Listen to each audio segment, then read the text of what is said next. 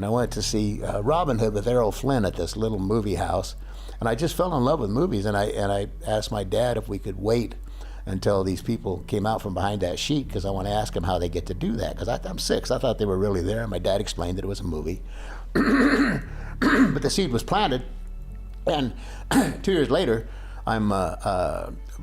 we drive into Denver. It's about 170 miles across the prairie, and go to the big city. And we went to a park there, and I was playing catch with my dad because I was always after him to play catch. I've been pitching baseball since I was 6 years old, and we were playing catch. And I said, "Dad, I figured out what I want to do with my life." And he said, "What's that?" And I said, "I either want to be a Major League Baseball pitcher or I want to be a movie actor." And my dad, who was a child of the Depression, World War II veteran, football coach, tough guy, he didn't say, learn a trade, goddammit, get your head out of your ass. He said, "It's good you know what you want to do, son." And 30 years, almost to the day later, I'm standing on the mound in Dyersville, Iowa, in a cornfield, playing a Major League Baseball pitcher in a movie.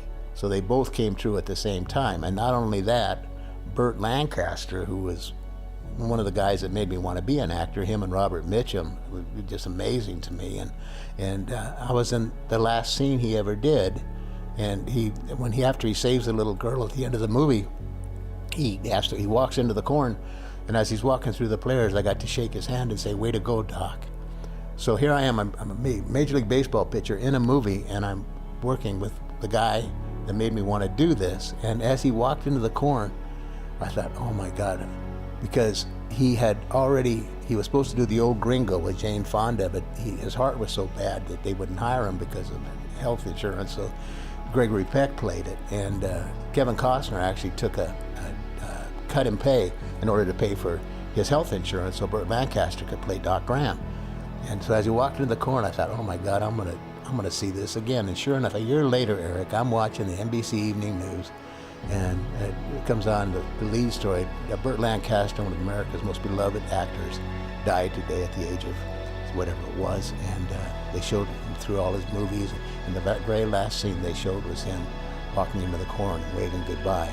And so from 8 years old saying, "Dad, and because of Burt Lancaster, I want to be a Major League Baseball pitcher." That's that synchronicity, and so it's as if, for me, that is a validation of the fact that, like, you're on the right path.